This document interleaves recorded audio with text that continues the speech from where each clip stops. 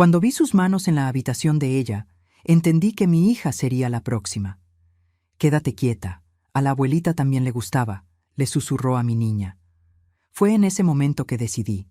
El patriarca de la familia no viviría para ver otro amanecer. Ah, mis queridos, qué bueno que vinieron a visitarme hoy.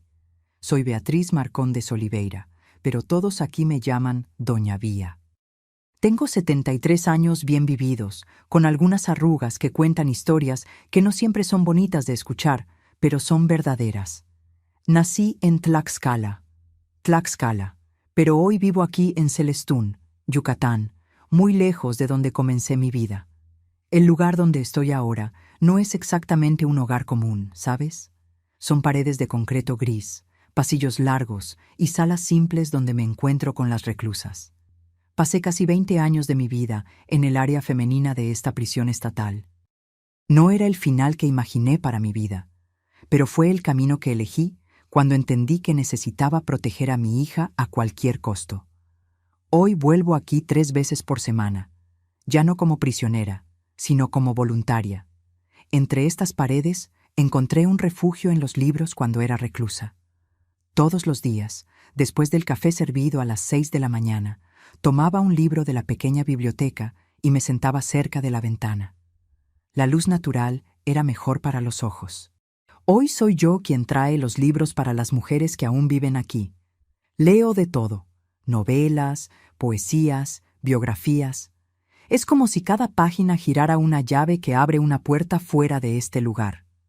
Cuando tengo un libro en mis manos, ya no soy una presidiaria de cabello blanco. Soy una exploradora, una aventurera, una mujer libre. Comencé a leer así, con tantas ganas después de que llegué aquí. Antes, en la vida que tenía, nunca sobraba tiempo. Siempre cuidando la casa, al esposo, a los hijos, a las apariencias, principalmente a las apariencias. En aquella casa grande, con muebles caros y cuadros en las paredes, yo solo leía recetas y listas de compras. Aquí, entre 4 paredes simples, descubrí mundos enteros en las páginas de los libros. La primera historia que leí en prisión fue Orgullo y Prejuicio. Una de las guardias más antiguas, doña Margarida, me trajo el libro todo gastado. «Te hará bien, Vía», dijo. Y así fue. Recuerdo llorar con esas páginas amarillentas, no por la historia de Elizabeth Bennet, sino porque, por primera vez en décadas, había elegido algo solo para mí. Un pequeño placer que nadie podía controlar o quitarme. Hoy las otras señoras que viven aquí me piden que les cuente las historias que leo.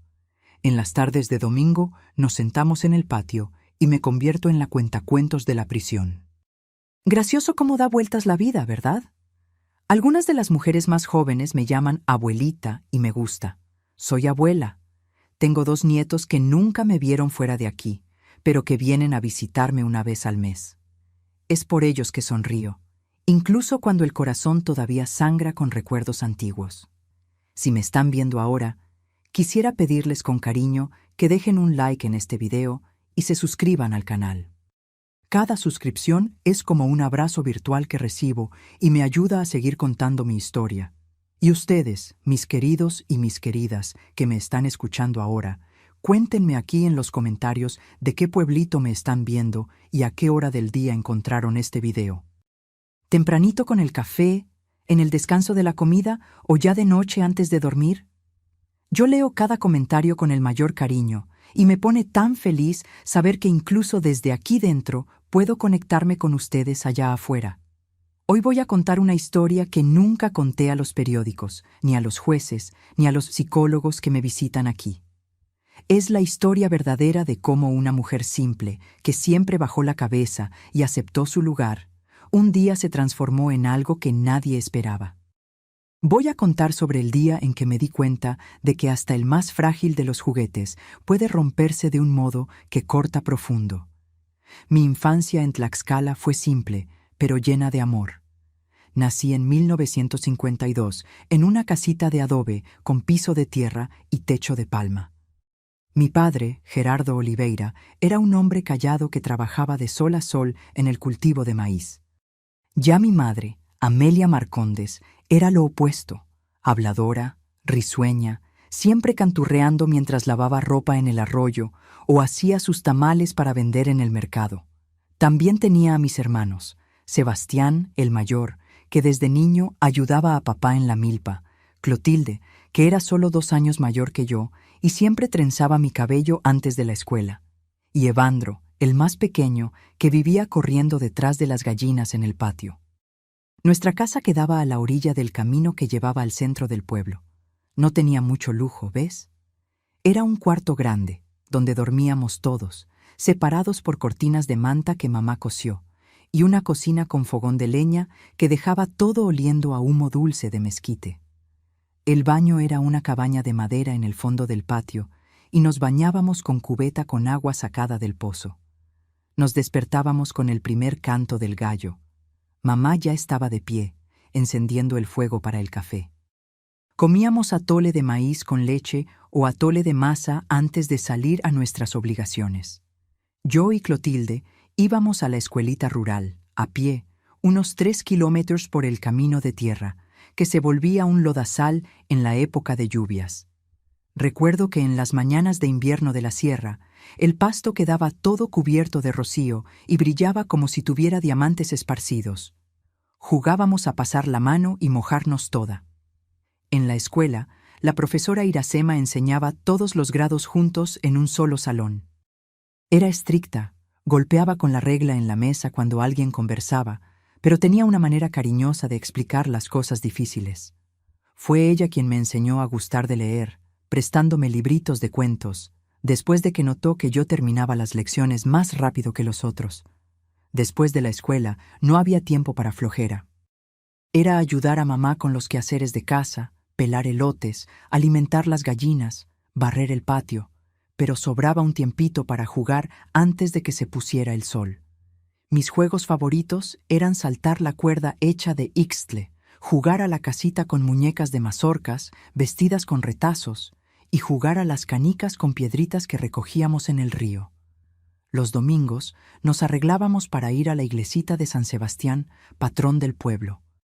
Mamá peinaba mi cabello con cuidado, haciendo rizos en las puntas con agua y azúcar, y yo vestía el único vestido bonito que tenía, guardado en una caja para no ensuciarlo. Después de la misa, era día de fiesta. Paseábamos por la plaza comiendo piloncillo o paletas cuando papá tenía unas monedas y veíamos las presentaciones de huapango, baile típico de nuestra región. Las fiestas de la Santa Cruz eran el punto alto del año. El pueblo entero se adornaba con banderitas coloridas y el olor a ponche, elote asado y pan de elote llenaba las calles. Había una gran fogata frente a la iglesia y nosotros, los niños, girábamos alrededor, saltando las brasas más pequeñas que se esparcían. Papá tocaba la guitarra en las cuadrillas y mamá era famosa por sus dulces de calabaza con coco que vendía en ollitas de barro. Pero no todo eran flores en nuestra vida simple. Cuando yo tenía 9 años, una sequía brava castigó la región. Los cultivos murieron, el pozo casi se secó y pasamos a comer una vez al día, a veces solo masa con un poco de piloncillo rallado. Vi a papá llorar escondido detrás del granero cuando perdió casi todo lo que había sembrado. Fue cuando decidió que necesitábamos cambiar de vida. Al final de ese año, en 1961, hicimos bultos con nuestras pocas ropas y partimos en un camión de redilas rumbo a la Ciudad de México. Recuerdo el zarandeo del camino y a mamá sosteniendo a Evandro en el regazo, intentando hacerlo dormir mientras cantaba bajito. ¡Cai, cai, balao!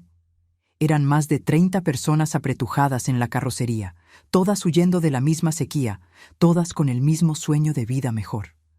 En la Ciudad de México, fuimos a vivir a un cuarto en los fondos de la casa de un conocido de papá. Era un cuarto solo para los 5, pero al menos tenía agua entubada y un baño que compartíamos con otras 3 familias. Papá consiguió trabajo como peón de albañil y mamá lavaba ropa ajena. Nosotros, los niños, empezamos a estudiar en la escuela pública del barrio, que era más grande y tenía más alumnos de los que yo jamás había visto. Fue difícil al principio, ¿sabes?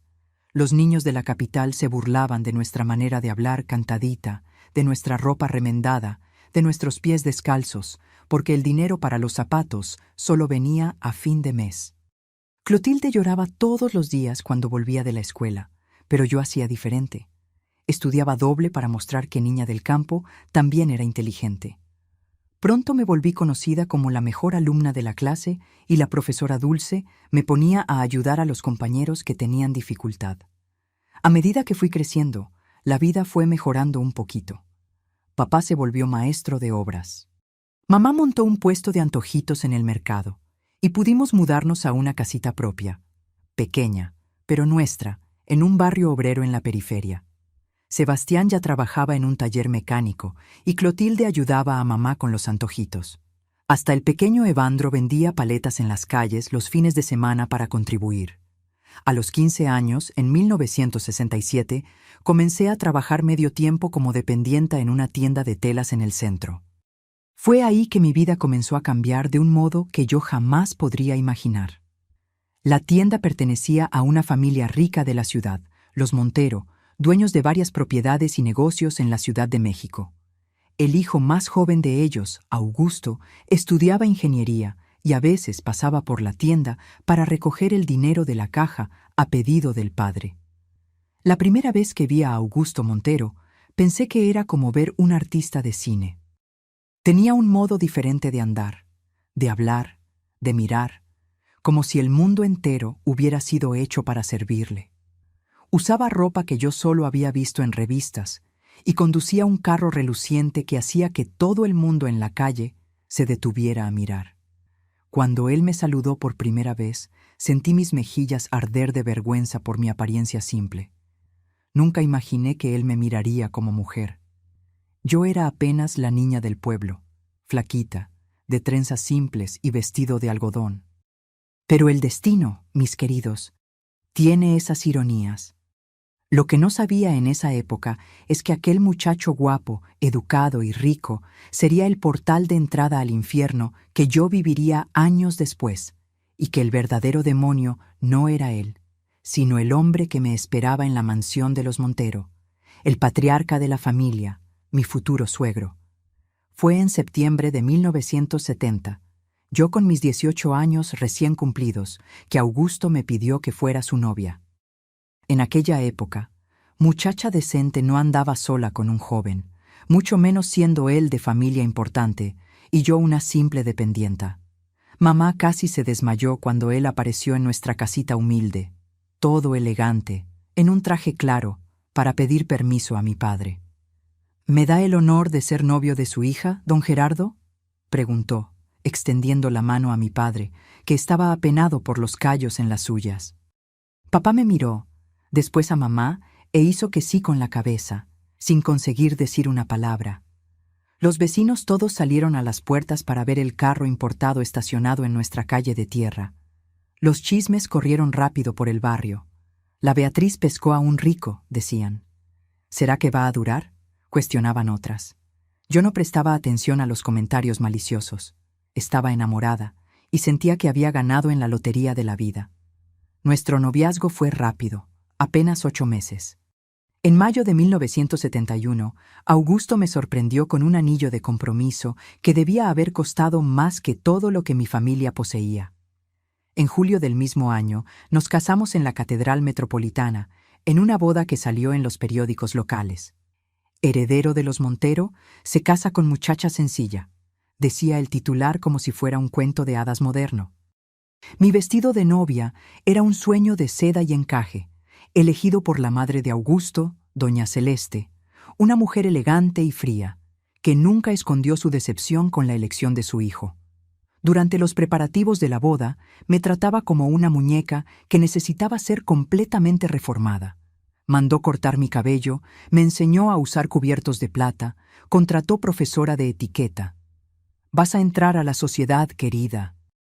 Necesitas aprender a comportarte», decía con una sonrisa que nunca llegaba a los ojos. Pero nada me preparó para lo que vendría después. Nada me preparó para conocer verdaderamente a mi suegro, el doctor Héctor Montero. La primera vez que entré en la mansión de los Montero como la novia de Augusto, doctor Héctor me recibió con un abrazo demasiado prolongado, sus manos bajando un poco más de lo que sería apropiado. «Bienvenida a la familia, mi querida». «Augusto tiene buen gusto», dijo, mirándome de arriba abajo, de un modo que me hizo sentir desnuda. Augusto no se dio cuenta o fingió no darse cuenta. Más tarde entendería que ese era el patrón. Él siempre miraba hacia otro lado, siempre fingía no ver. Después de la boda, fuimos a vivir a una casa en el mismo terreno de la mansión principal. Era una construcción menor, pero aún así lujosa, destinada a los hijos de la familia que se casaban. Había otras 2 casas semejantes en el terreno, donde vivían los hermanos mayores de Augusto con sus familias. Todo el complejo estaba cercado por muros altos y vigilado por guardias de seguridad. «Para nuestra protección», decía mi marido. Yo no sabía aún que la prisión más eficiente no necesita rejas visibles. En las primeras semanas de casada, noté que la familia tenía reglas extrañas. Cenábamos todos juntos en la mansión principal todas las noches, sin excepción. «Doctor». Héctor se sentaba en la cabecera de la enorme mesa y todos esperaban en silencio hasta que él comenzara a comer. Nadie osaba contradecirlo, ni siquiera en asuntos triviales. Los hijos, ya hombres hechos, bajaban los ojos cuando él hablaba más alto. Doña Celeste, con sus collares de perlas y manos siempre impecablemente cuidadas, parecía una estatua al lado del marido. Sonreía educadamente, concordaba con todo, nunca daba opiniones. Solo mucho más tarde entendería que ella había sido el primer juguete de él, mucho antes que yo. Fue en una tarde de diciembre, 3 meses después de la boda, que Dr. Héctor mostró quién realmente era. Augusto había viajado por negocios y yo estaba sola en casa leyendo una revista. Escuché golpes en la puerta y, al abrir, encontré a mi suegro parado allí con una sonrisa que me heló el alma. «Vine a ver cómo está mi nuera favorita», dijo entrando sin esperar invitación. Cerró la puerta tras de sí y avanzó hasta quedar a centímetros de mí. «Augusto me contó que están intentando darme un nieto. ¿Cómo va eso?» Retrocedí avergonzada con la pregunta íntima. «Estamos bien, doctor Héctor. ¿Acepta un café?» Él se rió, un sonido áspero como lija. «No vine a tomar café, Beatriz. Vine a conocer mejor la nueva joya de la familia Montero». Lo que pasó después fue tan rápido que apenas tuve tiempo de reaccionar. Sus manos estaban en mí, su boca próxima a mi oído. «Ahora eres parte del patrimonio de la familia, ¿sabías? Y yo cuido muy bien lo que es mío». Intenté empujarlo, grité, pero él era demasiado fuerte. «Nadie te va a oír, mi juguete. Y aunque te oyeran, nadie haría nada.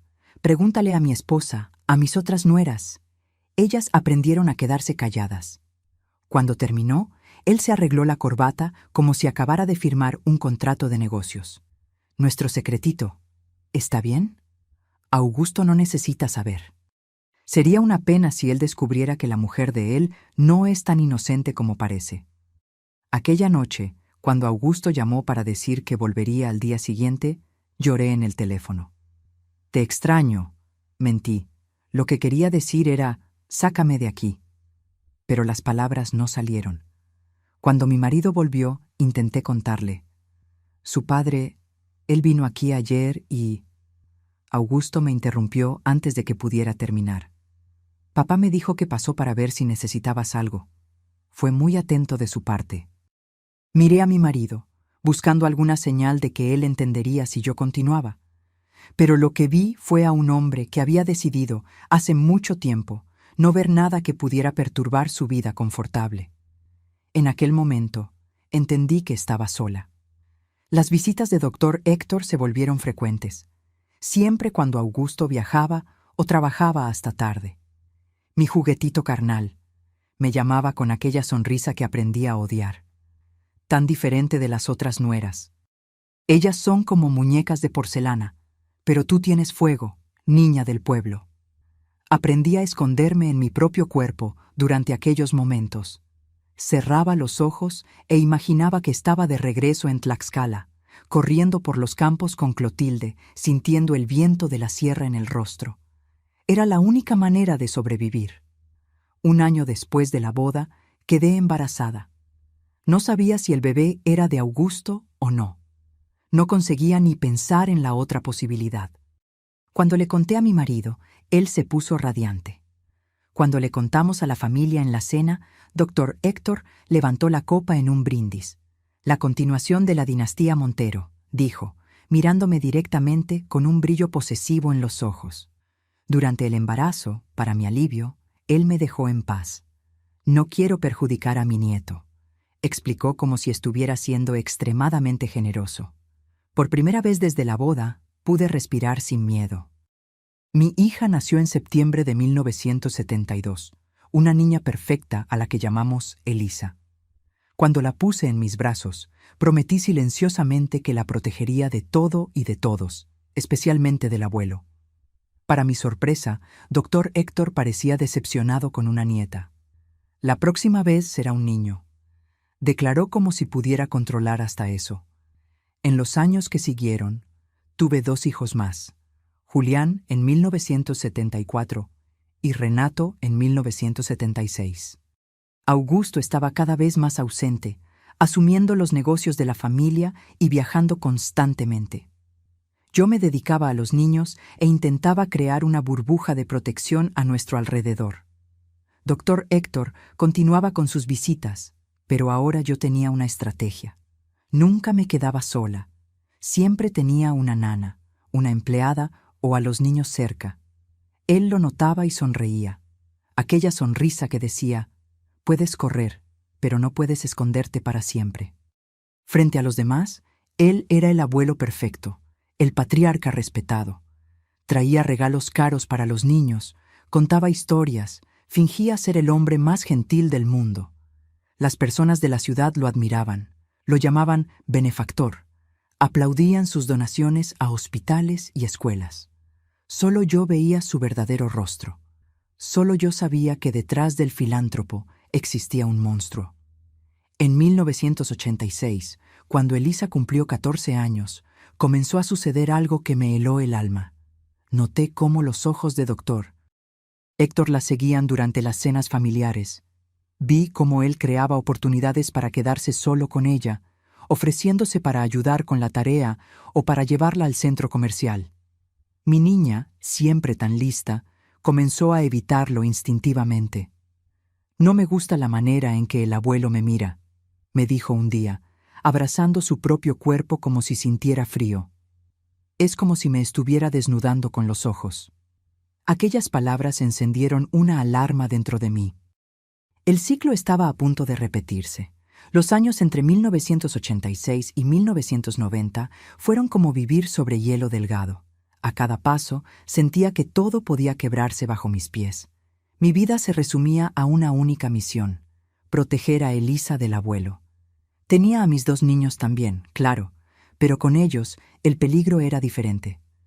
Dr. Héctor los moldeaba a su imagen, enseñándoles a ver mujeres como él las veía, como propiedades, trofeos, juguetes. Con Elisa, creé un sistema de protección invisible. Nunca la dejaba ir sola a la mansión principal. Inventaba enfermedades, compromisos, cualquier cosa para mantenerla lejos de las garras de él. La inscribí en un colegio interno en Puebla cuando cumplió 15 años, alegando que era mejor para su educación. En realidad, era para mantenerla lejos del abuelo. ¿Por qué te llevas tan mal con el abuelo? Augusto me preguntó una noche después de que me negué a dejar a Elisa pasar un fin de semana en la mansión mientras viajábamos. Él solo quiere pasar tiempo con su nieta. Miré a mi marido, aquel hombre que un día amé y que ahora me parecía un extraño, y pensé en decir la verdad. Pero, ¿qué verdad sería esa? ¿Que su padre me había violado repetidamente a lo largo de los años? ¿Que ahora él miraba a nuestra hija con los mismos ojos hambrientos? ¿Que toda la familia sabía y se callaba como en una conspiración silenciosa? No confío en él. Fue todo lo que conseguí decir. Augusto se rió. Aquella risa que aprendí a odiar. Te estás volviendo paranoica, Beatriz. Mi padre es un hombre respetado. Media Ciudad de México le debe favores. Y era verdad. Dr. Héctor tenía jueces en su bolsillo, políticos en su mesa de cena, jefes de policía en su lista de regalos de Navidad. ¿Quién me creería a mí contra él? En 1990, cuando Elisa tenía 18 años, ella volvió del colegio interno para pasar las vacaciones en casa. Estaba más hermosa que nunca, con aquella mezcla perfecta de los rasgos de mi familia y de la familia Montero. Cabellos oscuros como los míos, ojos claros como los del padre. Era una mujer ya, no más una niña. En la primera cena de familia, tras su regreso, vi la mirada de Dr. Héctor cuando ella entró en el comedor. Una mirada que yo conocía demasiado bien.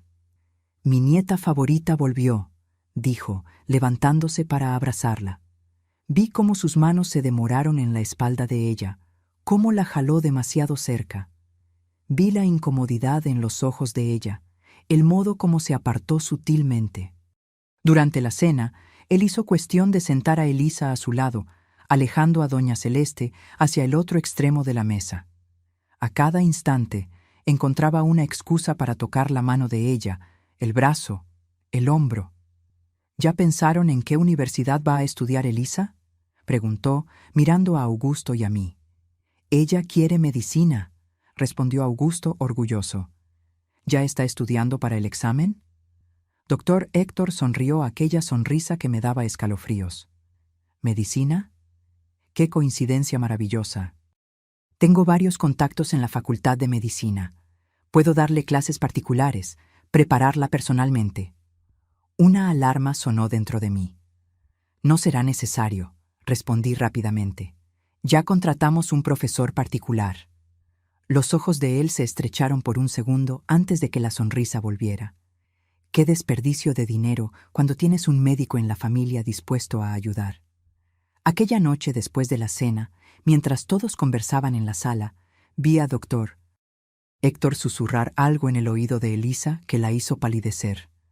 Ella se levantó rápidamente, diciendo que necesitaba ir al baño. Sin que nadie se diera cuenta, la seguí. En vez de ir al baño, ella salió al jardín, respirando rápidamente, como si intentara no llorar. «¿Qué pasó, hija?», pregunté, acercándome. Ella se asustó con mi presencia. Después se relajó. «Nada, mamá. Solo necesitaba aire». «¿Qué te dijo tu abuelo?». Elisa dudó mordiendo el labio. Él dijo que crecí para ser una mujer muy bonita, que tengo el cuerpo de usted cuando era joven». Ella cruzó los brazos sobre el pecho, como si quisiera esconderse.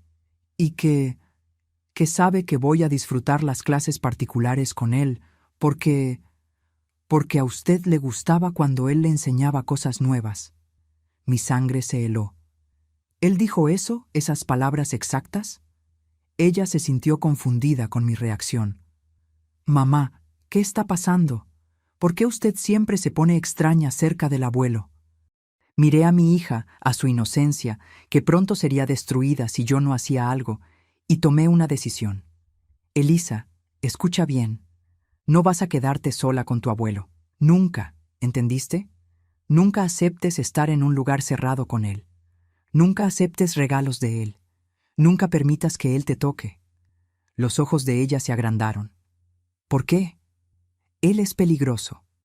¿Cómo explicar lo inexplicable? ¿Cómo decirle a una hija que su abuelo, el patriarca respetado, el médico benefactor, era un depredador? «Confía en mí, hija, solo confía en mí». En las semanas siguientes, Dr. Héctor intensificó sus intentos de quedarse solo con Elisa. Aparecía de sorpresa en nuestra casa, ofreciéndose para llevarla a librerías, para comprar material de estudio, inventando consultas médicas para verificar su salud antes de la universidad.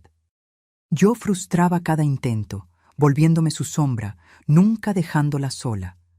Dormía mal, siempre alerta, temiendo que él pudiera entrar en su cuarto durante la noche. Instalé una cerradura extra en la puerta del cuarto de ella, alegando que era para que ella tuviera más privacidad. Augusto comenzó a notar mi vigilancia constante. «Estás sofocando a la niña», reclamó. «Ya no es una criatura, Beatriz». «No entiendes», respondí exhausta. «Nunca entendiste». «¿Entender qué? ¿Esta obsesión tuya con mi padre?». Respiré hondo, reuniendo valor. Era la hora de la verdad. «Tu padre. Él no es quien piensas. Él me tocó. Augusto, muchas veces. Cuando tú no estabas, él me llamaba su juguetito carnal. Esperé lágrimas, rabia, shock. En vez de eso, vi algo que me destruyó más que cualquier abuso: indiferencia. No seas ridícula, dijo, arreglándose la corbata. Mi padre siempre fue atento contigo. Si hubo algún malentendido, estoy seguro que fue tu imaginación.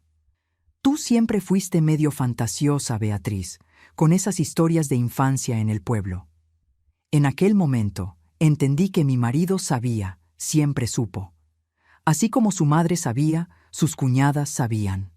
Era el secreto público de la familia Montero, pasado de generación en generación como una enfermedad hereditaria.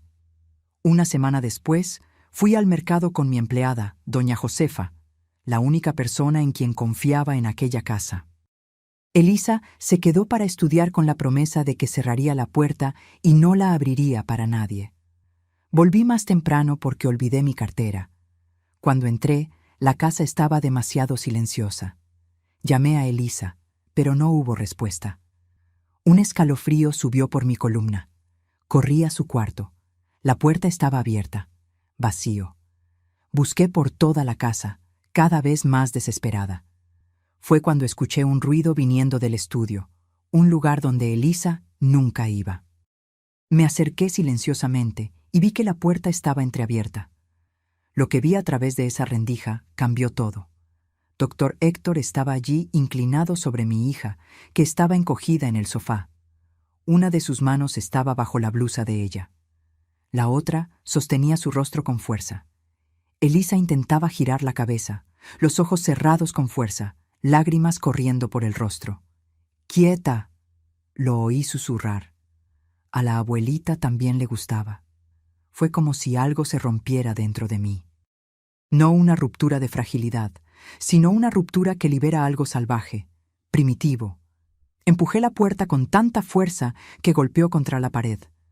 Doctor Héctor se volvió sorprendido, pero no asustado. Nunca asustado.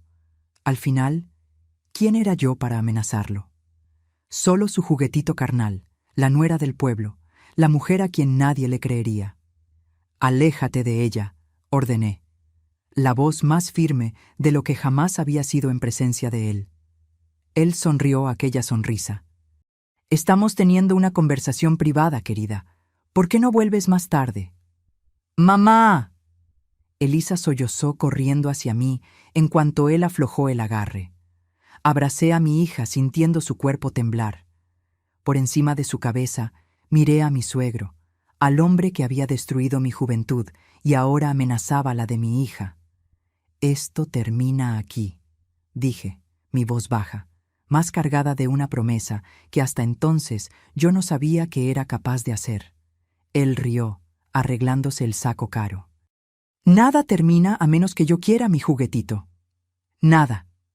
Cuando él salió, Elisa se desplomó en mis brazos, llorando convulsivamente.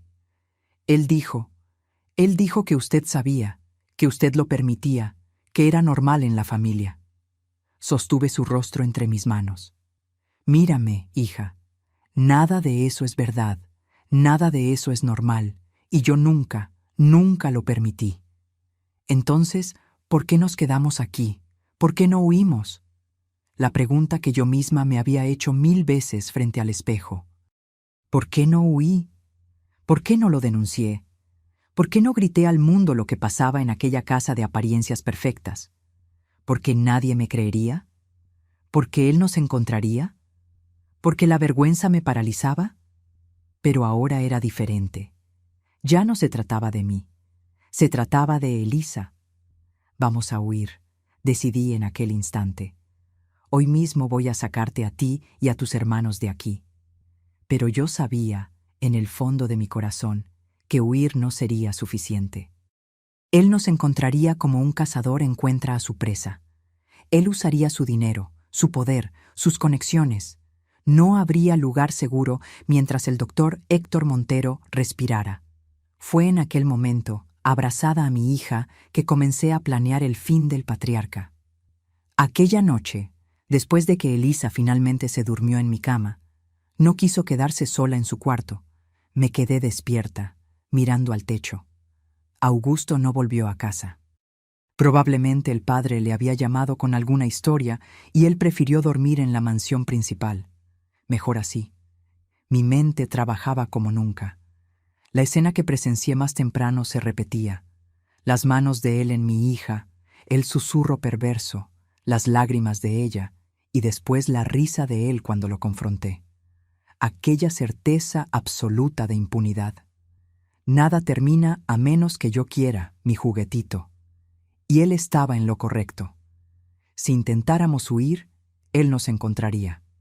Si yo lo denunciara, nadie me creería.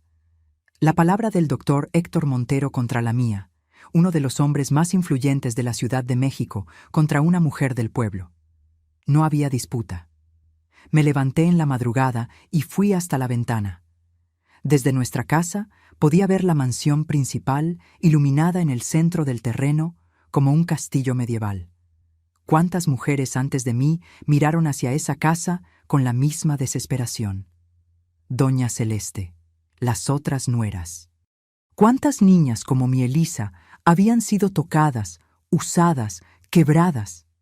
En algún momento durante esa noche en vela, algo cambió dentro de mí.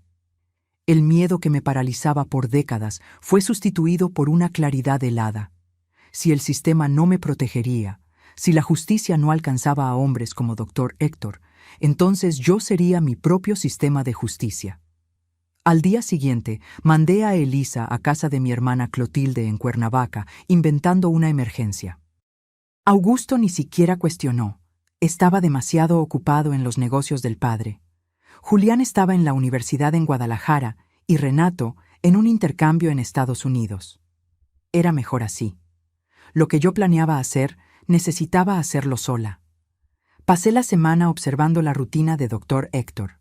Incluso a los 75 años, él mantenía una agenda rigurosa. Consultas en su consultorio médico particular por la mañana, comida en el club con amigos influyentes, tarde en la administración de los negocios de la familia y siempre, siempre la cena en familia a las 8 de la noche en punto. La cena de domingo era especial. Todos los hijos y nueras estaban obligados a comparecer, sin excepción. Era el momento en que él reinaba supremo en su mesa de roble macizo, dictando las reglas para la semana siguiente, criticando cualquier cosa que no estuviera de acuerdo con sus estándares, humillando sutilmente a quien osara desafiarlo. El viernes, 3 días después del incidente con Elisa, Dr. Héctor me llamó a su despacho en la mansión. Mi corazón se aceleró, pero no de miedo. Ya no. ¿Dónde está mi nieta?, preguntó tan pronto como cerré la puerta tras de mí. Estaba sentado en su silla de piel, un vaso de whisky en la mano, a pesar de no pasar de las 10 de la mañana. Con mi hermana, necesitaba un tiempo lejos después de lo que pasó. Él dio un sorbo prolongado antes de responder.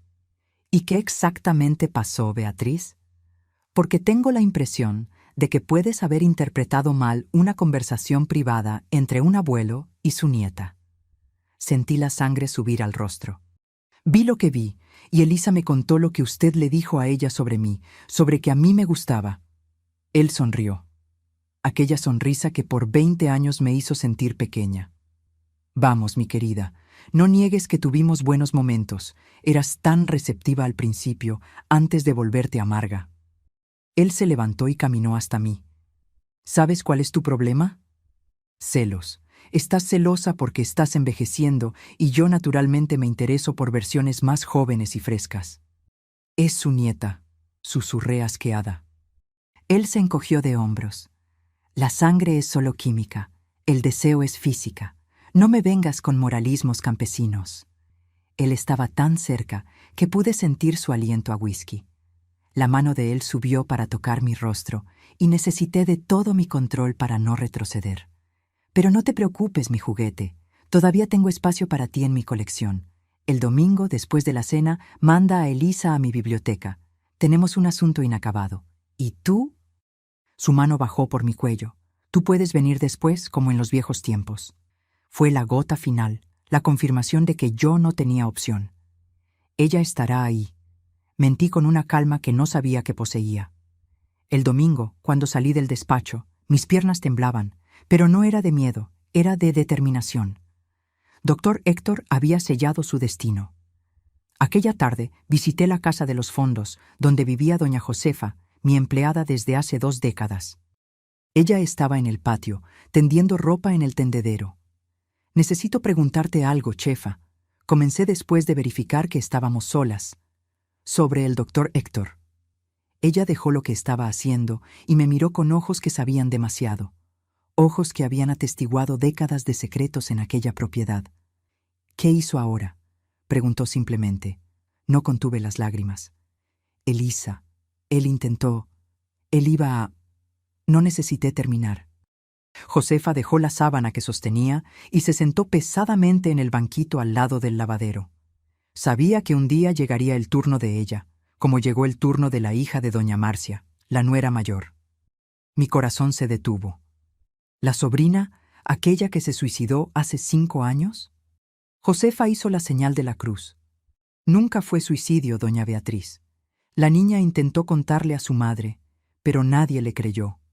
La llamaron loca, la internaron en el manicomio. Cuando salió, no aguantó la vergüenza y el dolor. Sentí como si el piso desapareciera bajo mis pies. Una niña había muerto. ¿Cuántas más habían sufrido en silencio? «Necesito tu ayuda, chefa». La vieja empleada me miró con intensidad. «¿Para qué?». «Para acabar con esto, de una vez por todas». Ella no preguntó cómo, solo asintió lentamente. Ya era hora. El sábado, con la excusa de preparar un platillo especial para la cena de domingo, pedí a doña Josefa que me comprara un cinturón nuevo. «De cuero grueso», especifiqué, «del tipo que usa el doctor Héctor».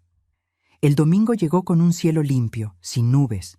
Me vestí con cuidado para la cena, eligiendo un vestido discreto, cabello recogido, sin maquillaje. Quería estar invisible, como siempre fui en aquella casa. Antes de salir, llamé a Elisa en Cuernavaca. «Quédate allá con la tía, mi amor. No vuelvas hasta que yo te llame otra vez». «¿Qué va a hacer, mamá?». Dudé. Lo que debería haber hecho hace mucho tiempo. La cena comenzó como siempre, puntualmente a las 8. Doctor Héctor en la cabecera, doña Celeste a su derecha, el hijo mayor y su esposa enseguida. Augusto se sentó a la izquierda del padre y yo al lado de Augusto. La silla de Elisa estaba vacía. «¿Dónde está mi nieta?», preguntó el doctor Héctor mientras las empleadas servían la entrada. «Se quedó en Cuernavaca», respondí. Estaba indispuesta. Vi un brillo de irritación en sus ojos, rápidamente enmascarado por una sonrisa para los demás presentes. ¡Qué pena! Tenía un asunto que tratar con ella. Bajo la mesa, mis manos apretaron el cinturón de cuero que había escondido en el bolso. Esperé pacientemente, comiendo poco, bebiendo menos mientras la cena proseguía. Doctor Héctor, como siempre, dominaba la conversación hablando sobre política, negocios, criticando al gobierno, vanagloriándose de sus conexiones. Al final de la comida, cuando las empleadas trajeron el café, él hizo una de sus bromas despreciativas habituales. Mirándome con aquella sonrisa cruel, dijo: «Beatriz parece triste hoy. Tal vez esté con nostalgia de los tiempos en que era mi juguetito favorito». La mesa entera quedó en silencio incómodo. Algunas risas forzadas, miradas bajas, lo de siempre. Pero esta vez no bajé los ojos. Miré directamente a él, a aquel rostro envejecido, pero aún arrogante, a aquellos ojos que habían visto mi terror y se habían alimentado de él. «Sabe, doctor Héctor», comencé, mi voz extrañamente calma. «Usted tiene razón. Yo era su juguete, como mi hija sería, como otras fueron antes de mí». El silencio se volvió aún más pesado. Doña Celeste palideció. La otra nuera, Marcia, comenzó a temblar. «Beatriz, bebiste demasiado», interrumpió Augusto, poniendo la mano sobre mi brazo. Aparté su mano. «No, Augusto. Bebí de menos durante todos estos años. Acepté demasiado. Me callé demasiado». Doctor Héctor rió, pero había una tensión en sus ojos. Ahora parece que mi nuera del pueblo finalmente encontró el coraje. ¿O sería locura? ¿Coraje?, respondí, levantándome lentamente. El mismo que mi hija encontró para contarme lo que usted intentó hacer con ella. El mismo que su sobrina nieta no tuvo, porque nadie le creyó. La nuera mayor, Marcia, sollozó alto. Doctor Héctor también se levantó, el rostro rojo de rabia. Esto es un absurdo, Augusto. Controla a tu mujer. Pero yo ya estaba caminando en dirección a la cabecera de la mesa, el cinturón de cuero firme en mis manos. El juguete se rompió, doctor Héctor. Y ahora es su turno de sentir lo que es ser usado. Lo que pasó después fue rápido, pero en mi memoria es como si el tiempo se hubiera desacelerado, cada segundo estirándose como cajeta. Doctor Héctor se levantó, tumbando la silla hacia atrás. Su rostro, normalmente controlado, mostraba sorpresa genuina. Creo que en todos aquellos años él nunca imaginó que yo sería capaz de enfrentarlo. «Te volviste loca», dijo, mirando alrededor a la familia, buscando apoyo. «Esta mujer está delirando». Pero algo había cambiado en la sala. El silencio ya no era de complicidad, era de expectativa, como si todos estuvieran conteniendo la respiración, esperando lo que vendría a continuación. Di la vuelta a la mesa, acercándome a él. El cinturón firme en mis manos. ¿Por cuánto tiempo, doctor Héctor? ¿Cuántas mujeres? ¿Cuántas niñas? Él retrocedió un paso, después se recompuso, volvió a ser el patriarca intimidador. No des un paso más, Beatriz, no sabes con quién te estás metiendo. Sé exactamente con quién me estoy metiendo, respondí. Con un hombre que usa el poder para lastimar a los más débiles, que abusa de las mujeres de la propia familia y cree que es su derecho. Él se rió, aquella risa que me perseguiría para siempre. ¿Y qué vas a hacer? ¿Golpearme con ese cinturón, matarme frente a todos? Sé sensata, mi querida. Incluso si lo consigues, pasarás el resto de tu vida en la cárcel. Fue mi turno de sonreír, una sonrisa que yo no sabía que poseía. Tal vez. Pero usted no estará ahí para ver.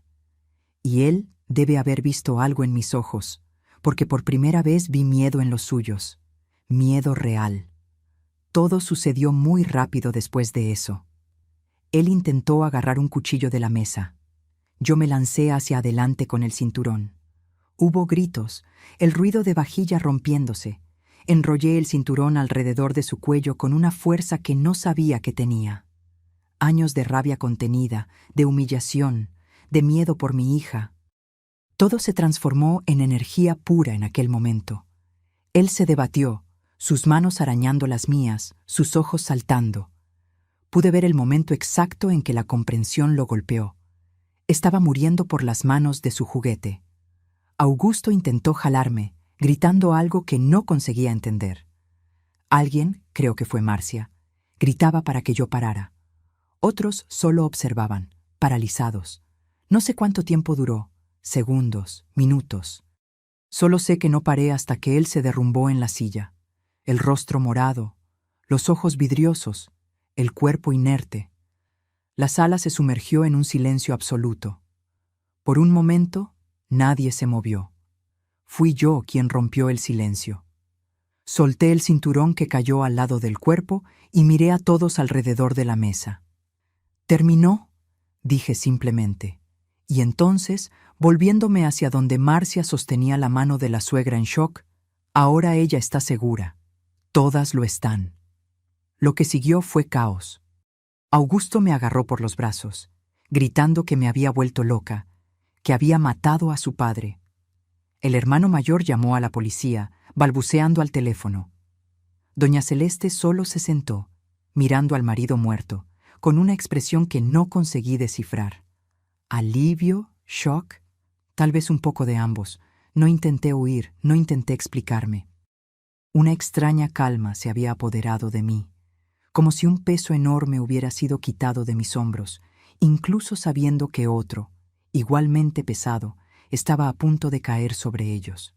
La policía llegó en minutos. La mansión de los Montero recibía atención especial después de todo. Me entregué sin resistencia. Yo lo maté, le dije al comisario cuando llegó. Solo yo, Nadie más tuvo participación. En la comisaría conté toda la verdad, los años de abuso, las amenazas, lo que él había intentado hacer con Elisa. Conté sobre la sobrina que se suicidó, sobre el silencio cómplice de la familia. El comisario escuchó todo con una expresión impasible. Cuando terminé, él suspiró profundamente. Señora Beatriz, entiendo sus motivos, pero la ley es clara. Usted cometió un homicidio premeditado. Lo sé, respondí, y estoy lista para enfrentar las consecuencias. Pasé la noche en la celda de la comisaría. A la mañana siguiente, Elisa apareció, los ojos rojos de tanto llorar. Consiguió permiso para verme por algunos minutos. ¿Por qué, mamá?, preguntó, las manos apretando las mías a través de las rejas. ¿Por qué no huimos juntas? Sostuve su rostro entre mis manos. Porque él nos encontraría, hija. Porque mientras él viviera, ninguna mujer estaría segura, ni tú, ni las hijas que tú tengas un día. Ella lloró más. Pero ahora van a llevarte. Me voy a quedar sin ti. Escúchame bien, dije con firmeza. Estás viva, estás íntegra. Eso es lo que importa. Ve a Guadalajara con tu hermano. Estudia medicina como siempre soñaste. Construye una vida lejos de esta ciudad, lejos de esta familia. Usa el dinero que guardé en la caja azul debajo de mi cama. ¿Y usted? Sonreí con todo el coraje que conseguí reunir. Voy a estar bien. Hice mi elección, sabiendo exactamente lo que vendría después. Cuando la llevaron, sentí como si mi corazón fuera partido a la mitad, pero no me arrepentí. No me arrepiento hasta hoy. El juicio fue rápido, considerando la influencia de la familia Montero. Augusto contrató a los mejores abogados, no para defenderme, sino para garantizar que yo recibiera la pena máxima. Él se negó a verme o hablar conmigo otra vez. Sorprendentemente, algunas voces se levantaron en mi apoyo. Doña Josefa testificó sobre lo que vio y oyó a lo largo de los años. Una exempleada de la mansión vino a contar historias semejantes. Y entonces, lo más inesperado, Marcia, la nuera mayor, rompió el silencio familiar. Contó sobre su hija, sobre cómo el doctor Héctor la había abusado por años, sobre cómo nadie le creyó hasta que fue demasiado tarde. Pero el sistema judicial no funciona con base en justificaciones morales. Confieso que parte de mí esperaba comprensión, tal vez una pena reducida. No fue lo que pasó. Beatriz Marcondes Oliveira. Este tribunal la condena por homicidio calificado a la pena de 20 años de reclusión, anunció el juez sin mirar a mis ojos. Cuando me llevaron esposada fuera del tribunal, una reportera consiguió acercarse. ¿Se arrepiente?, preguntó. Micrófono extendido. Me detuve. Miré directamente a la cámara, pensando en todas las mujeres que podrían estar viendo, en todas las Elisas del mundo. No, respondí con simplicidad. No me arrepiento. Mi hija está segura y el ciclo terminó. Los primeros años en la prisión fueron los más difíciles. La adaptación a un mundo de rejas y horarios rígidos, la nostalgia de mis hijos, la soledad en las noches interminables. Pero extrañamente, también experimenté una libertad que nunca había conocido antes. Por primera vez en décadas, no vivía con miedo. No necesitaba mirar por encima del hombro, temiendo el acercamiento de pasos conocidos. Elisa me visitaba siempre que podía. Contaba sobre la Facultad de Medicina en Guadalajara, sobre cómo estaba construyendo una vida nueva. Eventualmente, Renato también volvió a visitarme. Solo Julián, que siempre fue más cercano al padre, se mantuvo alejado por muchos años. En 2000, después de 10 años de prisión, recibí una noticia que lo cambió todo. Fui transferida a la penitenciaría de Celestún, en Yucatán. Al principio, no entendí el motivo. ¿Por qué me mandarían tan lejos? La respuesta llegó en forma de una carta de Marcia. Tras mi prisión, ella había iniciado una investigación particular sobre los negocios del doctor Héctor. Descubrió cosas que iban mucho más allá del abuso familiar. Lavado de dinero, tráfico de influencias, incluso conexiones con el narcotráfico. La familia Montero comenzó a desmoronarse bajo el peso de esos secretos revelados. Augusto, intentando salvar lo que quedaba del imperio, se hizo de enemigos poderosos. Uno de ellos, según Marcia, tenía conexiones en el sistema penitenciario y consiguió mi transferencia a Yucatán. «Para tu protección», decía la carta. Augusto juró que nunca saldrías viva de la prisión en Ciudad de México.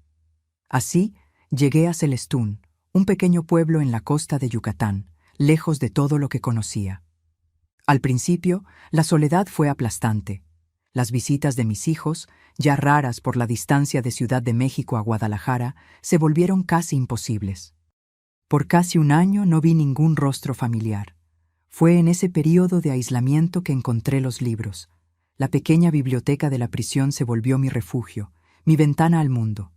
Comencé a leer todo lo que encontraba: novelas, poesías, biografías.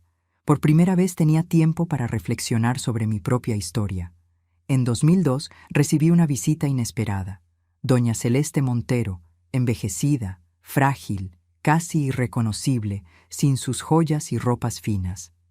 Se sentó frente a mí en la sala de visitas y nos quedamos en silencio por largos minutos. «Vine a agradecer», dijo finalmente, la voz trémula, «por hacer lo que yo nunca tuve el valor de hacer».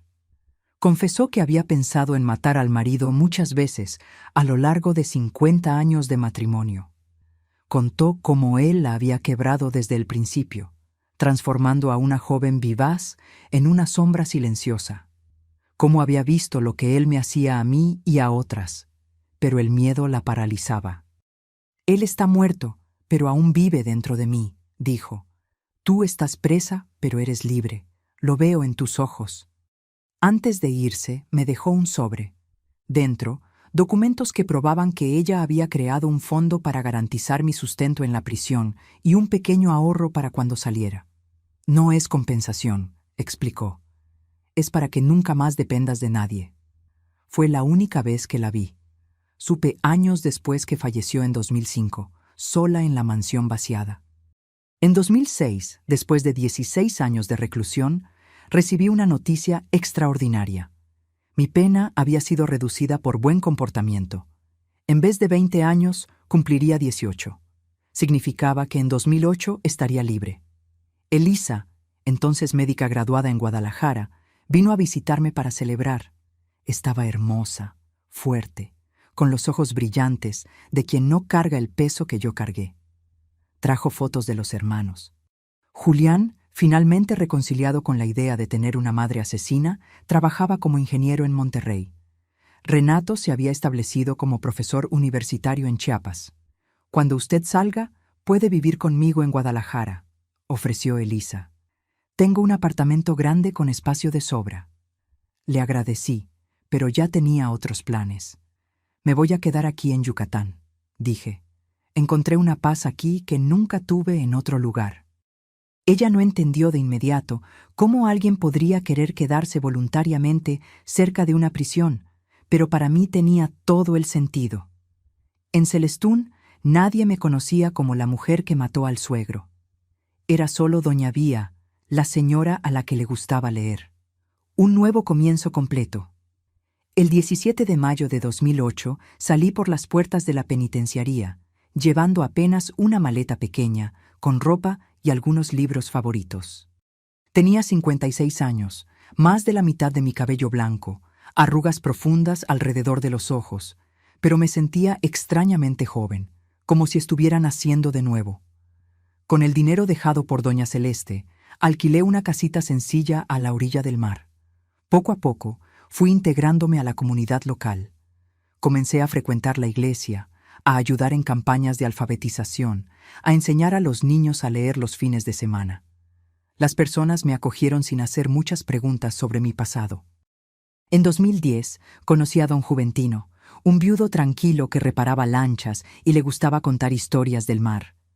Comenzamos como amigos, compartiendo libros y conversaciones en la terraza de mi casa.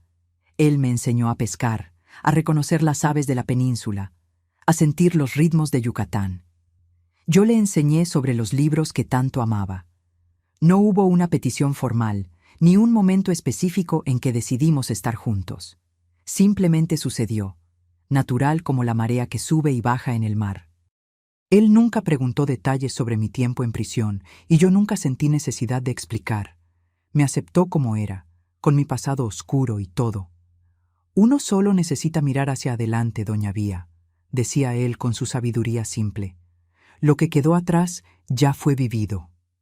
Mis hijos vinieron a visitarme en 2012, los tres juntos por primera vez en décadas. Conocieron a Juventino, vieron mi vida sencilla pero digna, y creo que finalmente entendieron mi elección. Elisa, en particular, parecía aliviada al verme en paz. Fue en esa visita que conocí a mis nietos por primera vez. El hijo de Julián, un niño listo de 5 años, y los gemelos de Renato, 2 niñitas adorables de 3 años. Elisa no tuvo hijos, se dedicó enteramente a su carrera médica, trabajando con niños traumatizados.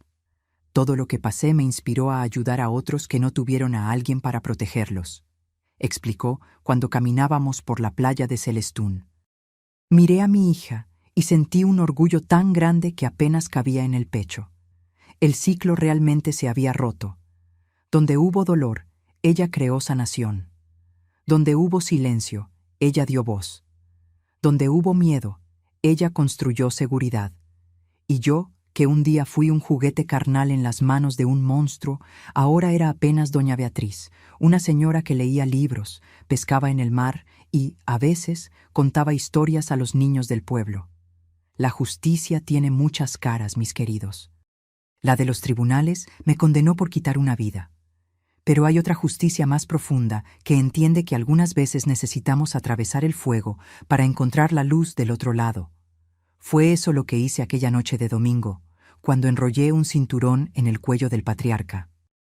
Atravesé el fuego, y aunque me quemé terriblemente, aunque perdí casi 2 décadas tras las rejas, aunque vi a mis hijos crecer de lejos, no me arrepiento, porque mi Elisa está segura, porque mis nietas nunca conocerán el terror que conocí, porque el ciclo de abuso que podría haber continuado por generaciones fue interrumpido por las manos de una mujer que un día decidió no ser más un juguete. Es gracioso cómo da vueltas la vida, ¿verdad? Hoy, a los 73 años, estoy de regreso en la prisión donde pasé casi 2 décadas de mi vida. Pero no como reclusa. Vengo como voluntaria 3 veces por semana para dar clases de lectura y contar historias a las mujeres que aún cumplen condena. Mi casita en Celestún sigue siendo la misma, simple y acogedora, con la terraza orientada hacia el mar. Vivo ahí con don Juventino, que ahora tiene 78 años y sigue reparando lanchas, aunque más despacio. Nos casamos en 2015, una ceremonia pequeña con la presencia de mis hijos y algunos amigos locales. Fue la primera vez que usé un vestido blanco por elección propia. Nuestra rutina es tranquila y predecible, exactamente como nos gusta. Me despierto temprano con los primeros rayos de sol entrando por la ventana. Preparo un café fuerte y me siento en la terraza para ver el mar despertar. A veces, Juventino está ahí conmigo. Otras veces, ya salió para revisar las redes que dejó la noche anterior. Las mañanas de lunes, miércoles y viernes, tomo la lancha que atraviesa la ría hasta el pueblo y después el autobús que me lleva a la penitenciaría femenina. Es un viaje de casi 2 horas, pero no me importa. Llevo siempre una bolsa llena de libros, algunos donados por la biblioteca municipal, otros comprados con mis ahorros.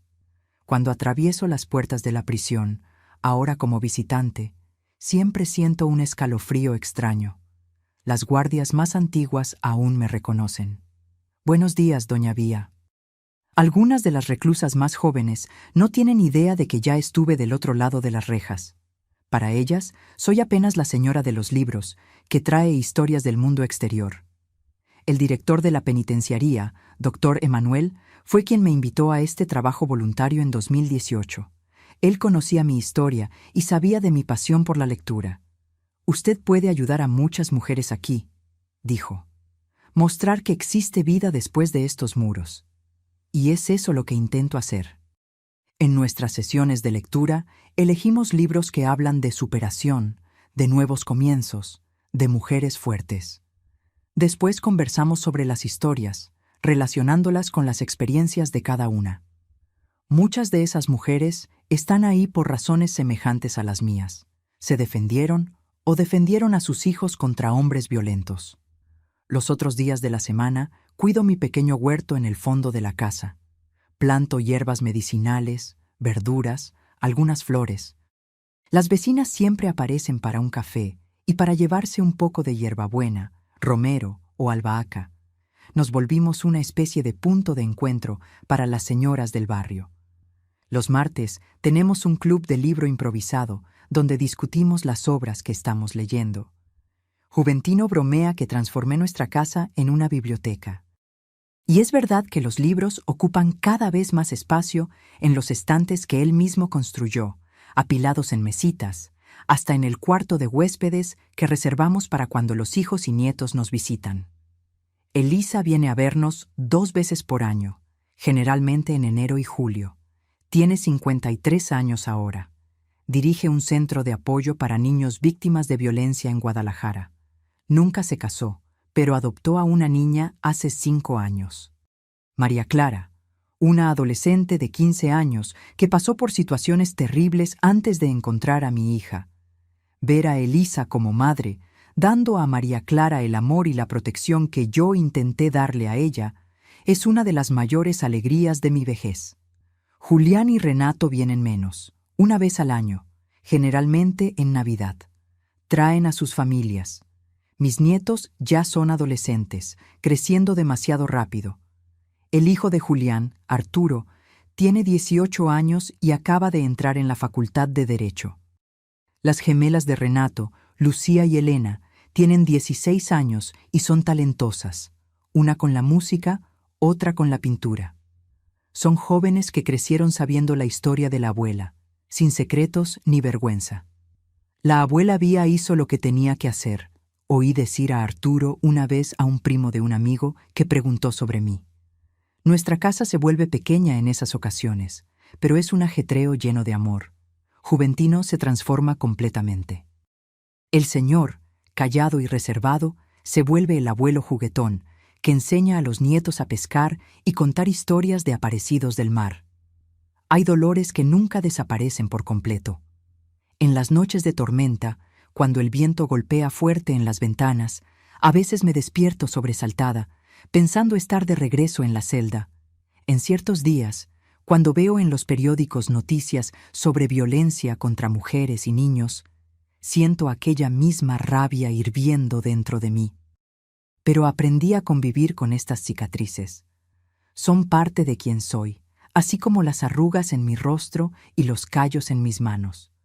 Cada marca cuenta una historia de supervivencia. La gente aquí en Celestún me conoce como la señora de los libros o la esposa de don Juventino. Pocos saben detalles de mi pasado, y está bien así. No escondo quién fui o lo que hice, pero tampoco dejo que eso me defina. Cuando miro hacia atrás, hacia la joven Beatriz, que salió de Tlaxcala, llena de sueños, hacia la mujer desesperada que mató para proteger a su hija, hacia la reclusa que encontró refugio en los libros, veo una misma línea conectando todo. La búsqueda de libertad. Libertad del miedo, de la opresión, de las rejas, sean visibles o invisibles. Y aquí, en este rincón de Yucatán, entre el mar y el manglar, finalmente encontré esa libertad. No es perfecta, no es sin dolores, pero es mía, conquistada con lágrimas, sangre y tiempo, mucho tiempo. Y por eso, tal vez es aún más preciosa. Mis queridos, al contar mi historia, no busco justificar lo que hice. Una vida fue quitada por mis manos y eso es una carga que llevo conmigo. Pero espero que entiendan que a veces, cuando todos los caminos parecen bloqueados, cuando el sistema que debería proteger falla, una madre hace lo que necesita hacer para salvar a su hijo. Si estás atrapada en una situación de abuso, si sientes que no hay salida, si temes por tu vida o por la vida de tus hijos, escucha lo que esta anciana tiene que decir.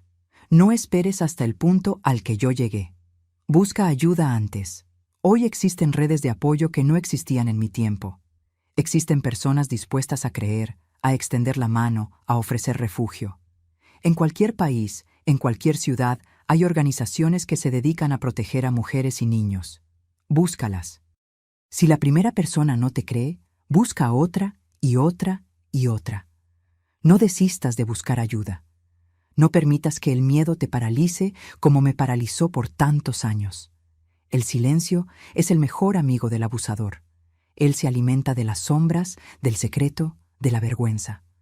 Cuando hablas, cuando expones lo que está sucediendo, ya estás dando el primer paso hacia la libertad.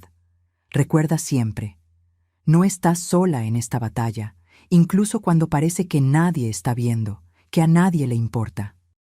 Existen miles de mujeres que ya pasaron por lo que estás pasando, que sobrevivieron, que encontraron un camino para salir del laberinto de dolor.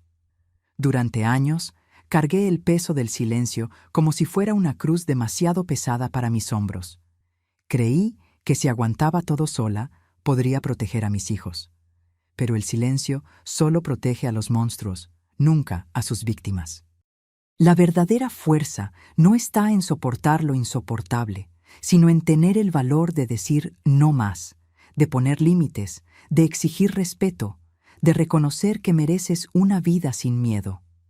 Cada vez que una mujer rompe el silencio, no solo se está salvando a sí misma, está encendiendo una luz que puede guiar a otras mujeres perdidas en la oscuridad. Es así como rompemos el ciclo del abuso, una voz a la vez. Si mi historia sirve apenas para que una única mujer encuentre valor para buscar ayuda antes de llegar al punto en que yo llegué, entonces habrá valido la pena revivir estos recuerdos dolorosos. Mis queridos, que me escuchan de todos los rincones de este país y del mundo, si conocen a alguien viviendo bajo las sombras del miedo, sea la mano extendida que yo no tuve.